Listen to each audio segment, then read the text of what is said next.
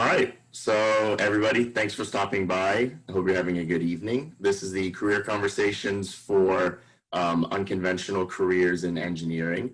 And today we've got three panelists with us today, so thank you guys for coming. And we'll just start off by having them introduce themselves, explaining their different job titles, their companies, and an overview of their different fields. I'll start. My name is Richard Rodano.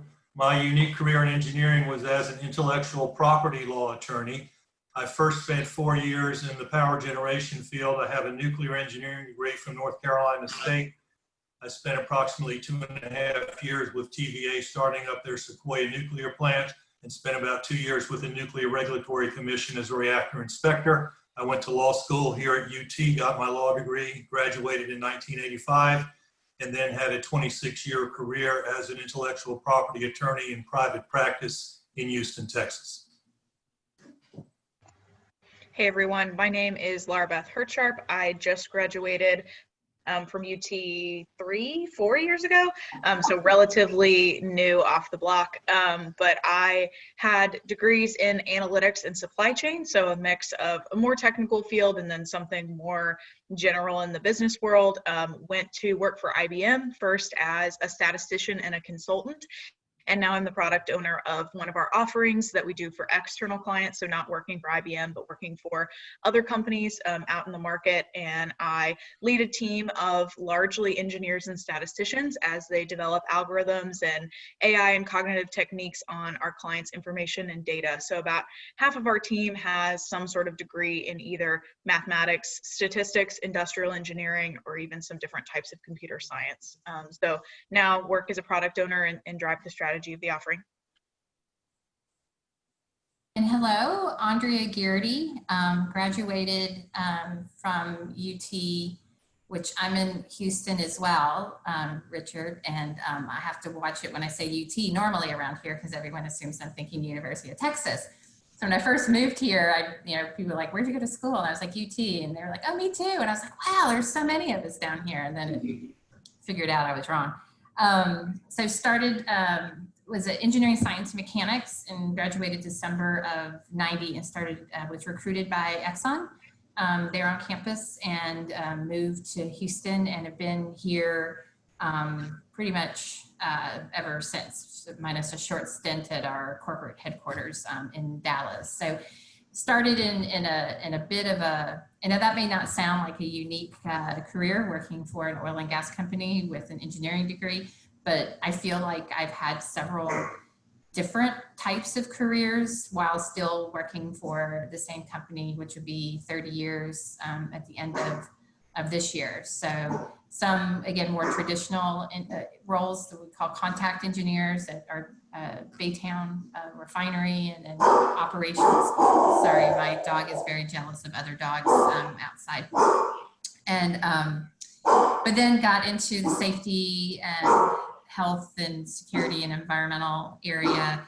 Had a lot of assignments there, and jump forward to my role that I'm my last day, and my current role is Friday, and I'll be moving on to another role, but both of those are within our human resources.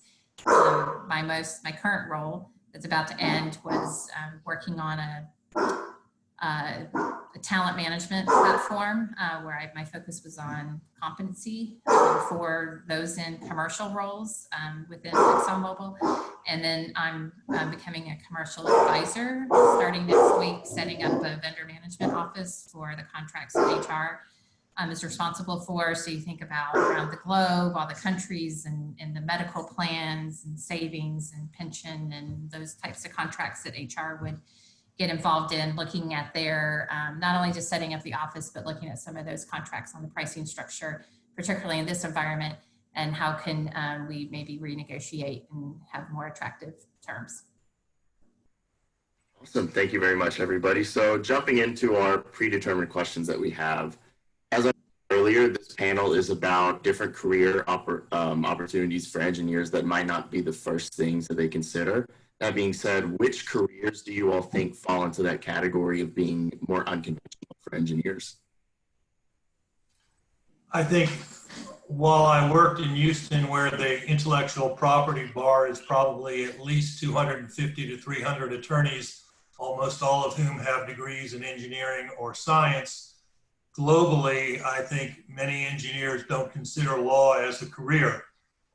Patent law is an obvious choice, but there are many other fields of law where the engineering degree can be very advantageous. If you had, say, a metallurgical or mechanical engineering background, product liability law would be very amenable to that type of analysis. I only met one civil engineer as a patent attorney in my career. However, many civil engineers become lawyers and go into areas of construction litigation. You meet investment bankers with engineering backgrounds. In my career in Texas, I met many people who got a petroleum engineering degree from Texas A&M, worked for 3 to 5 years in industry, and then went on to get an MBA from the University of Texas, and that was viewed almost as the golden pedigrees for being an investment banker in the oil and gas industry. Also, even for a doctor to go into nuclear medicine, or if you want to be more entrepreneurial and invent medical devices, the engineering degree makes you much better qualified to invent a medical device than the typical undergraduate degree of a doctor, which tends to be biology, chemistry, or biochemistry. I had the pleasure of working with some MDs who had technical backgrounds, and they were far more astute in realizing what it takes to design a medical device. I'd also point out that one of the members of the Federal Reserve Board of Governors, I think Kosh Karen out of Minneapolis, has an engineering degree as well. So people can take those analytical skills and apply them in a number of areas outside of traditional engineering. Yeah, definitely. I mean, that's the perfect thesis for kind of where I was going to go, that business itself needs people who are smart about data. And that's a lot of the skills that you're getting in engineering. And in fact, you know, my whole team and a significant amount of the new hires that we're looking for at IBM are data smart people and data engaged people. So if you've gone through your undergraduate career, but haven't really interacted with big data or large data sets or how to mine through data like you would in an engineering degree, I would argue you're not ready for almost any position in business, at least with clients that I've interacted with and with IBM. So I think the practical skills that you're learning about how to interact with data and how to create formulas, even just practical Excel knowledge that you're going to learn in your engineering classes is going to be very applicable in the ways that you'll approach problems as an engineer. I noticed that that can have broad implications even for the work that we would do in a more business focused environment. Yeah, Laura Beth, you said something that I was going to go toward, is that it's, you know, I think engineering teaches you a certain way to think. And I think that more structured approach to solving problem solving could be applied in all industries. And, you know, you're going to, you know, graduate and work for a company, and that company is going to want to make money, and they're going to, you know, either they're selling stuff or they're selling a service, and therefore there's a lot of commercial roles that are out there in these businesses where if you could, you know, apply the data and you know, understand the consumer and the customer, and when you look at the data, I mean, data for data's sake is like useless to me. It's like, what's the so what from the data, and that's something I think that you know, can learn in a tool to kind of help in those situations. And then I think, you know, with the group projects that are involved, it teaches you, you know, better those soft skills. I think there's a skill question somewhere coming up, so I won't elaborate too long, but those behavioral skills, I think, are key to having you succeed in any role. Doesn't matter how much you know about the subject, if you can't work well with people and communicate your thoughts effectively and so on, it doesn't really add the value. Yeah, and Andre, I'm glad you brought up that skills question, because it's actually the next one. So you guys touched a lot on stuff like different soft skills, like making sense of data, technical skills, and also skills like in Excel and things like that. Do you want to like expand on any of those skills that you mentioned, or bring up any new ones? Just what skills do you think would be the top skills needed for these different positions that you mentioned?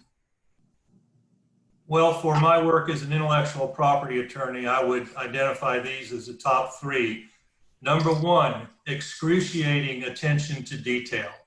Number two, the ability to learn about many different topics in the areas of engineering, business, and science. And number three, excellent written and oral communication skills. On the second one I identified, I'll give you an example. A typical day for me as a patent attorney might be to spend 2 or 3 hours in the morning drafting a patent application in the seismic geophysical arts. And then in the afternoon, I would depose a damages expert and attack his discounted cash flow analysis model. So if you can't switch gears and learn about different things quickly, you won't do well in that type of environment. Thank you. Yeah, I would say as far as broader skills, when I'm interviewing, there are two things that I look for. How do you think? How do you solve a problem? Which your engineering degree is giving you great skills in that department. And the other thing that I look for is, at least in the consulting arena, what we would call the airplane test. And that basically means if I have to fly to a client site and if I have to sit next to you on an airplane, are we going to have something to talk about? Are you going to be interesting talking to clients? Are you just going to be a person who knows about stuff and is interested about things, is interesting to talk to? And that applies not just in the client-facing arena, but also just on teams. It's much more fun to be on teams with someone who's interesting to talk to and who will engage you on topics even that they may not be comfortable with or have, you know, a hobby that has to do with that thing, but just can engage you in conversation. When we talk about more technical skills, I would encourage you to be confident in the skills and techniques that you do know. If someone doesn't know Python, but they feel really good about R, and they can come in and say, I'm confident I can do anything that someone can do in Python in R because I feel really good about it, as long as those tools are the open source tools that I can let a team member utilize within the organization, the broad things like Python, R, SQL code.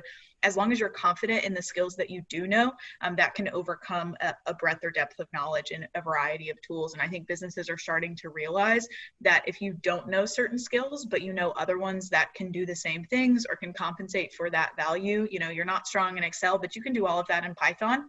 That's great, and that solves the problem. So when we think about technical skills, a lot of people want a laundry list of tell me all the things I need to learn and I'll learn them. I don't really care. I'd much rather you know something really well that's open source and able to be applied than, you know, a laundry list of things that you may have seen or someone may have told you about.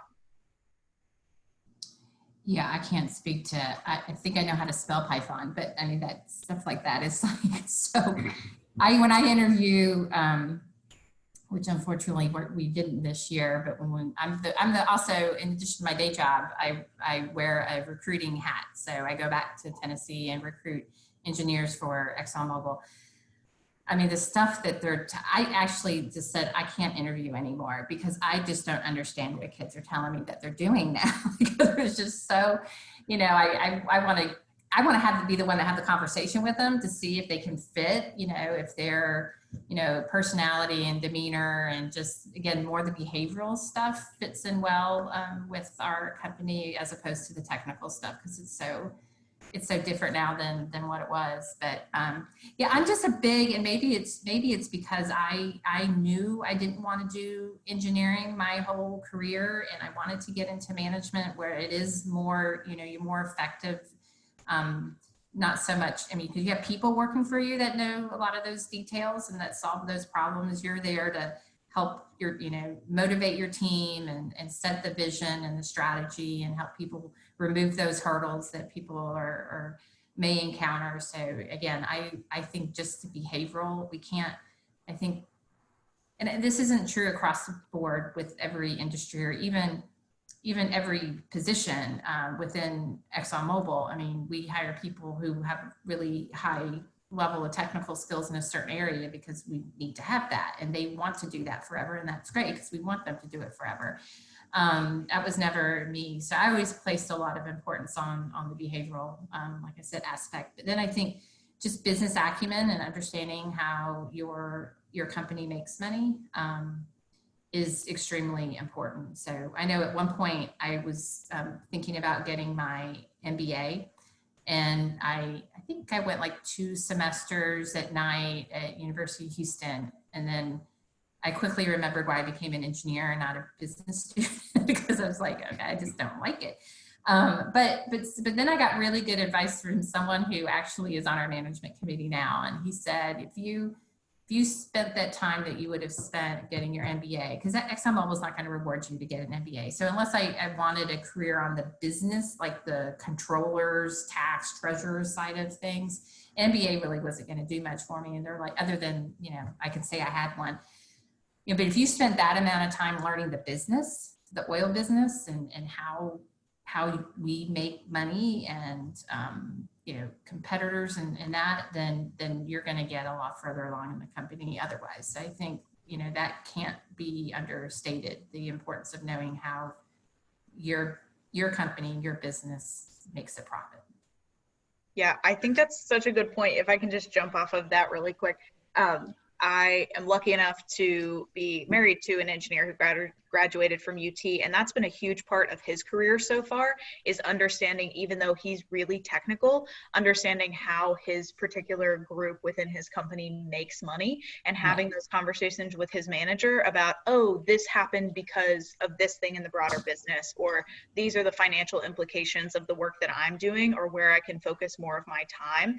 And that doesn't just apply in the job, that also applies as you're interviewing. Even just a base level of, I know how your company has done in the last year, or I've read up on things that have happened, that makes such a difference in an interview. And it seems like a quick Google search, and it is a quick Google search, but it makes such a difference when you hear that someone is invested in the finances of your organization, and generally how you've done. I know when candidates come in and are able to say, I know IBM is doing this and this and this in the market, and this is how you've trended over time. That makes such a difference in knowing that that person is going to be able to apply themselves not only to their job, but to what we're trying to accomplish.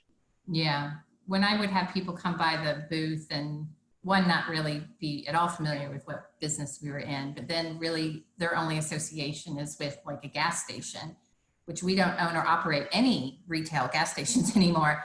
You go like, okay, next, people really need to kind of, come in better prepared and understand, what is your business?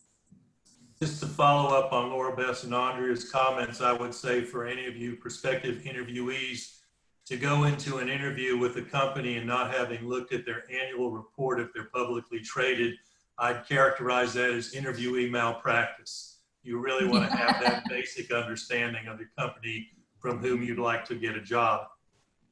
And to be clear, I don't enjoy accounting, but you have to do it. It's just important to do. Okay, great. So our next question was about the education, training, and background that someone would need for these careers. And I'll also do a little twist on it. Like, what background do you think is required, background, training, or education? And then also, which of those, in terms of, again, like training or their background, do you think would help them to get those skills that you guys mentioned? Like, for example, like understanding the different business practices that you're involved in specifically. Well, if I were in court, I'd say objection, compound question, but I'll just try to take it one at a time. Intellectual property law encompasses the fields of patents, trademarks, copyrights, and trade secrets. To practice law in any of those areas, you need a law degree, and then you have the great pleasure of sitting through the bar exam. When I took it in Texas, it was 2.5 days, so you'll need to be a licensed attorney. If you also want to represent clients before the United States Patent and Trademark Office, you need to become a registered patent attorney. That requires you to have a technical background, which normally is a degree in engineering or a recognized field of science, but some people who have more offbeat degrees like management information systems or nursing can produce their transcripts to the patent office, and they'll go through and see if you had enough credit hours, what they consider science and engineering, to sit for the patent bar review, which is another bar exam you get to take. You can do patent litigation or transactional patent work without being a registered patent attorney. Now getting into the type of experience I would recommend to people, I would say if you're getting an engineering degree and you'd like to be an IP attorney, go to work as an engineer for at least 2 or 3 years. It will give you a great basis for finding common ground with your clients over the years as an attorney. There's a host of academic pedigrees that the professors in law school and the academics think are just great, But once you get out into private practice as a lawyer and your clients are all engineers or scientists, they don't know what the law review was and they don't know what moot court was, but they will ask you, what did you do as an engineer? And it really helps when you can tell them about your career, and also by working as an engineer, you will gain insight into how large corporations work.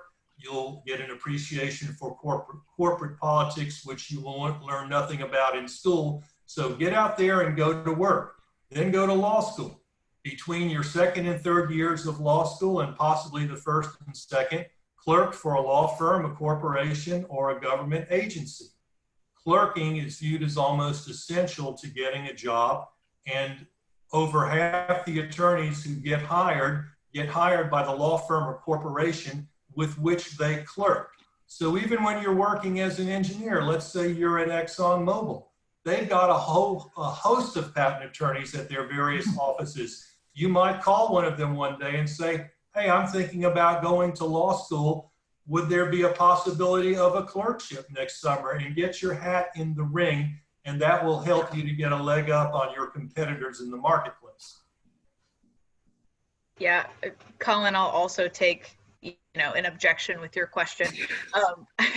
I would just say that just experience in doing the thing. So kind of getting your hat in the ring, just like you said, Richard, just experiencing something that's like what you want to do, even if it's on the side or for a nonprofit or something that you didn't get paid to do, that you just tried on the side. I've hired people for more unpaid internships or just things that they've done because they were genuinely interested in it than I have internships where they said, yeah, I worked as this person's assistant and I pulled some numbers for them. It's much more exciting to me if they have a genuine interest in it, or if they've done that in a nonprofit space or something that's non-traditional, but they've applied the same skills.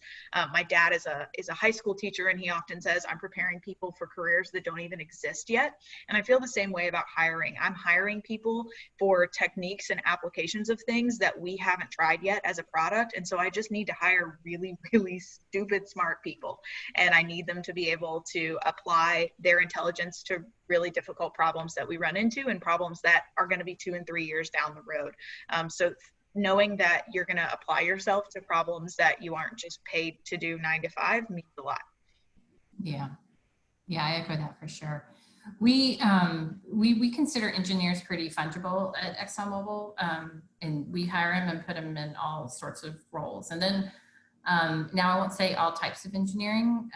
It's mostly chemical and then mechanical, civil, construction, petrochemical, not so much biomedical, nuclear, as you might think that we wouldn't. But then honestly, once you're in the door, it's just what value are you bringing, and it's, Exxon's going to provide you the training that you need. We don't expect you to come to work the first day knowing the, refinery flow, so you'll get the training, but really it's really on the job training. You're not going to close a skill gap because you went to a course for a day, right? It may help you better understand a process or, a theory or whatever, but it's not going to get you over the hump. You really need to do it to learn it and then apply those learnings going forward. But we have folks, I was surprised, and I just had recently looked at this based on my current role about the degrees within the career community that I was stewarding, which is about 14,000 employees in these various commercial roles. And it really varies. So of course we have business people too, but we have, and it depends because we're a global company, like in Europe, like the language, I think they just call it languages or something, it's just, is a degree that it wasn't so much engineering and a technical degree, but they go through this more rigorous process.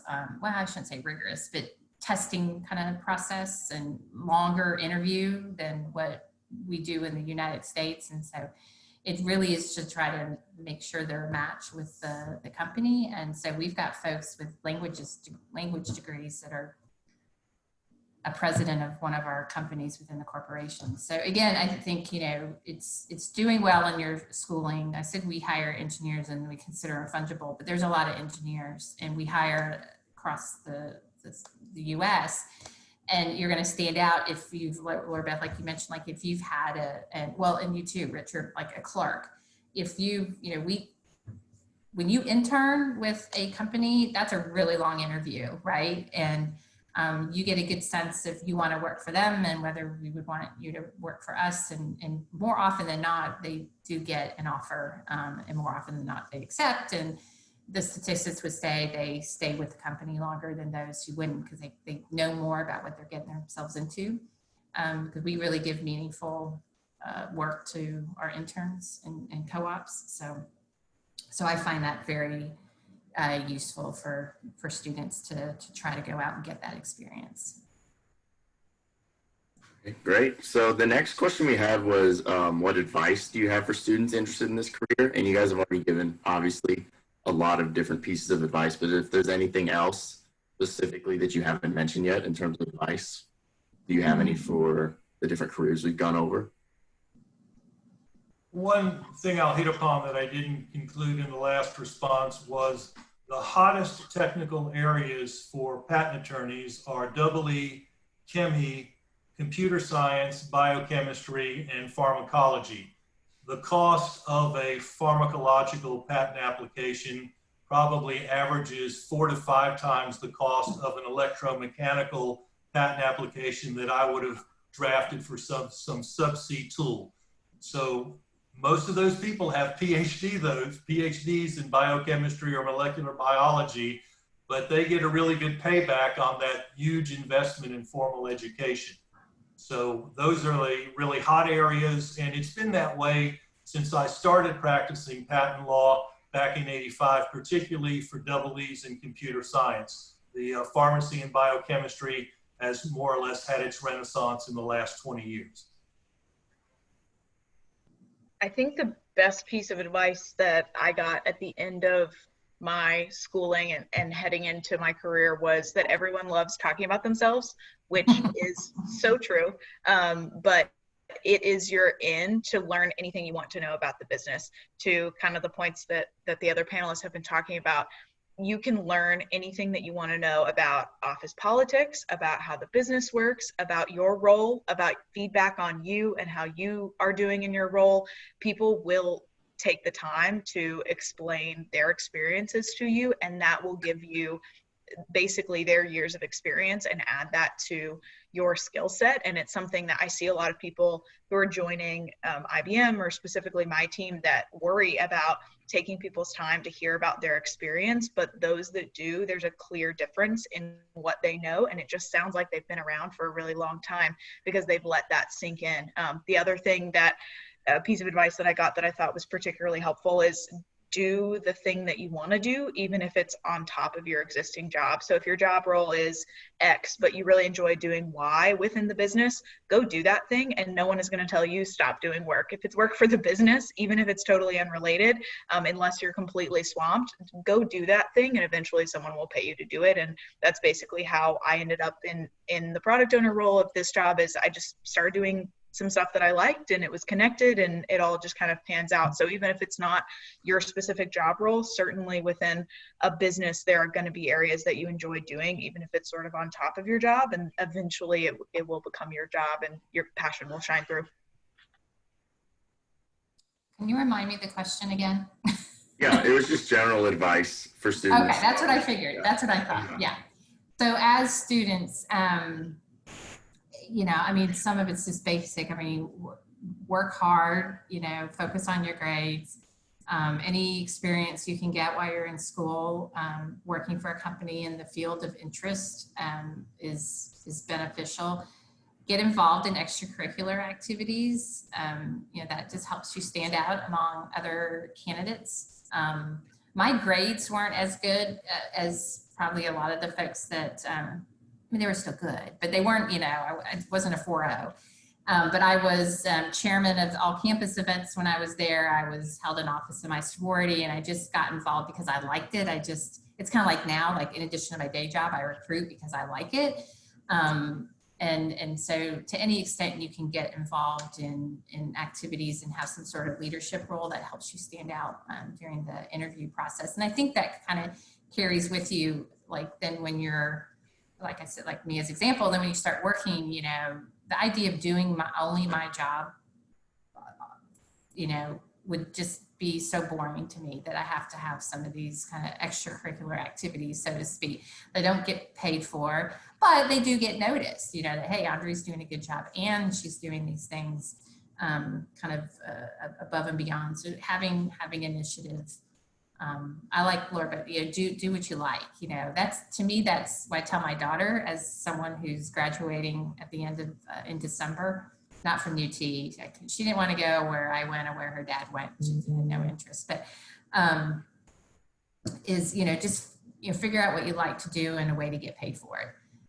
So that's my advice to any student in any degree, because then it doesn't feel like work. Yeah, great. So the next question was, what kind of demand is there for someone in these positions? And do you see this field or this position growing in the future? Like, how does it look? Well, ever since I entered the legal profession in 1985, intellectual property has been one of the hottest areas. You may not remember this. Andrea perhaps was there at the time. Houston and any city that had an economy based on the oil patch was in a severe recession back in the early 1980s. My law firm, which was at the time the third biggest IP firm in the country, doubled in size from 1985 to 1990 when bankruptcies were at record highs in the state of Texas. Think of how many times you hear the term intellectual property just watching the news.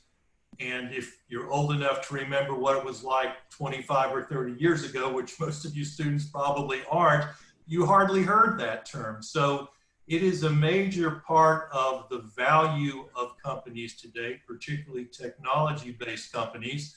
It will continue to be a growing part. And if you've got the right technical background, it'll be an area of growth. Companies will be willing to litigate. Patent litigation is an area where you spend millions of dollars, that's millions, plural, to take a case to trial today.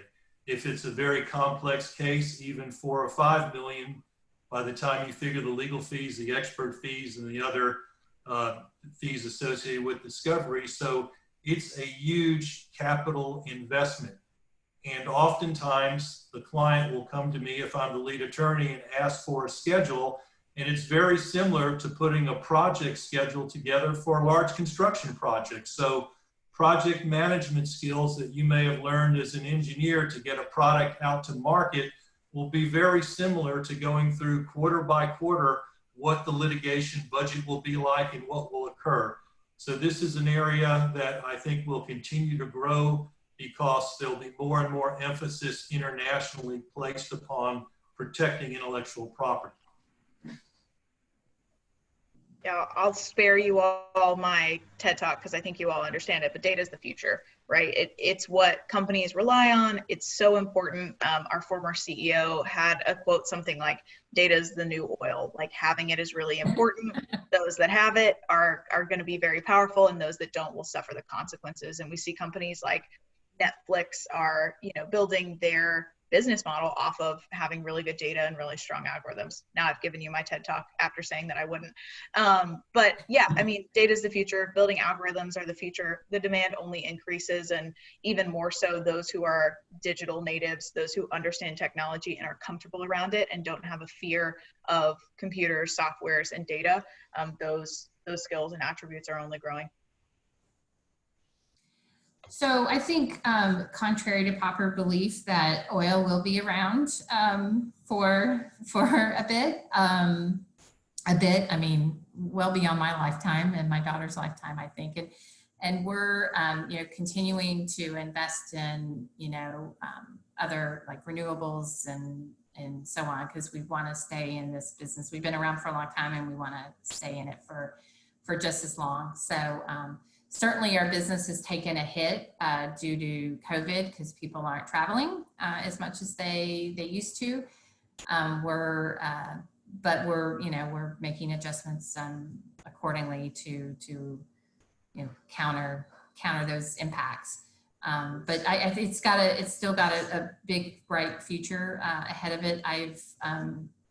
I've never updated my resume since college because I never had an interest to leave the company. That's how much kind of faith I have in it. I think that's represents the integrity of the company and I think the future and the promise. So, and then of course, being a recruiting team captain, I'm recruiting the new folks in, right? That's going to take this for another, they're going to hopefully work for the company 30 years like I did and get us, to whatever this new, whatever the future looks like, right? Which we don't really know yet, so. Awesome. So the final question that we had prepared was, what opportunities does your company or your field provide in terms of like internships, co-ops, entry-level jobs, just things that would be available now or in the future to the engineering students, and why should they consider these opportunities? Well, that's an easy one for me to answer since I'm retired. It's not applicable, but as general advice, I'll say that even at the time you're an engineer, as I pointed out earlier, you can begin to explore potential clerking opportunities in the legal department of your company, or if you know the patent law firm that does work for your company, that gives you an in. They may say, gee, this engineer already has contacts with management, with one of our great clients, and if we hire him or her, then we've got somebody who is already bonded and understands the internal workings of that client. So that's something that you can explore at an early stage. Another thing is many firms with large IP sections, particularly that do a lot of electrical related work, hire engineers and engineering students as technical advisors. And they'll analyze the complex electronic aspects of a new invention. My first firm in Houston hired a series of technical advisors from Rice University. So by the time they graduated from Rice, we kept them on as full-time technical advisors, paid them a salary commensurate with what they would earn in industry as engineers, and they then went to law school at night at the University of Houston. And 4 to 5 years later, they had law degrees, had years of experience to the internal workings of a large IP firm, and they had great job opportunities. So that's another thing to explore. You can go to the website of the U.S. Patent and Trademark Office and do searches and find out what firms are writing the patent applications for your employer. And that will give you a list of prospective employers to contact if you want to pursue a career in the intellectual property field. Yeah, it will come as no surprise. IBM is always looking for engineers in a variety of different ways and applications. My team specifically, smart people, particularly in the data field. So statisticians, computer scientists, industrial engineers, and even other engineers who just have strong data skills or are interested in working in a client-facing environment. I have some connections with HR and broader recruiting at IBM. So even if it's not my group specifically, happy to connect you where I can. Yeah, and similarly, we offer all the above. So we do interns and co-ops and look for new graduates. Primarily, bachelors, but obviously we'll look at master's candidates and PhDs in some specific areas. So this is an odd year for us. Complete disclosure, and you guys, if you were participated in the virtual career fair. I can't think of a time we've missed one, but we're not hiring this year, but we plan to hopefully start up again next year. So this is the first time since I've been involved in recruiting where we haven't, again, just a reaction to the work levels and just not the need for as many people. Quite frankly. So, but we plan to be back next year, fingers crossed. I miss being in Knoxville. So I would go there 4 or 5 times a year for recruiting related events. So, so yeah, typically, we hire really good. I think the university does a really great job in preparing their students to enter the workforce. And the students that we've recruited from Tennessee have done, well with our company and so looking forward to to doing that again next year. Yeah, and jumping off of that, don't be discouraged if your, efforts of finding an internship haven't panned out in the last year. There's definitely going to be an understanding in years to come that your 2020 resume is going to be a little bit gray. So if you have found something, that's phenomenal. But if you haven't, I'll just say don't be discouraged by that, because even I'm looking at resumes now where people have not had as strong experiences over the last summer or the last year. So definitely don't be discouraged by that, because that's the scenario for a lot of people. So that wraps it up for the sort of predetermined questions we had for the panel. I'll open the floor now to any students. If they want to ask any questions, you can unmute yourself or just type it in the chat and I can ask it for you. Or if any of the panelists want to add on to anything else, now's the time.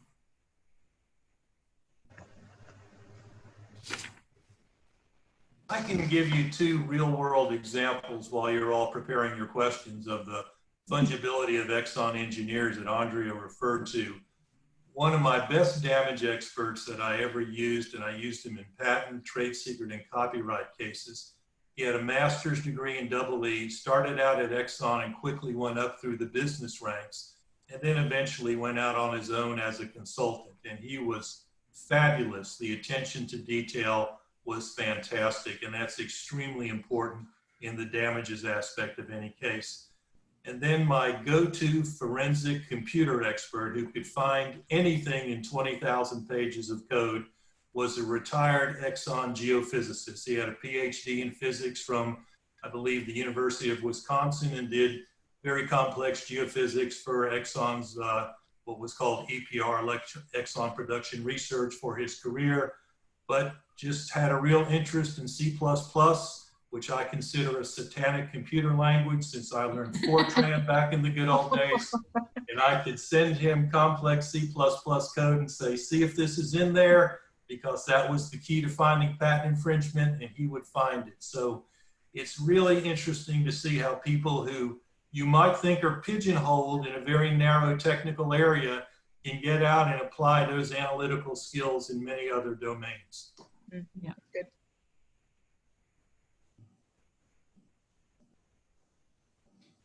All right, so I think they've had enough time to ask any questions if they had any, so I assume that they don't. But I just want to thank all the panelists for coming and the students for tuning in. It's been really interesting to listen to everything, and I appreciate all the advice and the information you've given us. I'm not even an engineer, and I thought it was really interesting listening into the talking about. So I appreciate it. And for everyone else, this will be recorded and posted on YouTube if they want to watch it afterwards. And they can reach out to Katie, I believe, if they need contact information from any of the different panelists today. So I think that really wraps it up. Have a good night, guys. Thank you. Thanks, everyone. Thank you. Bye. Bye.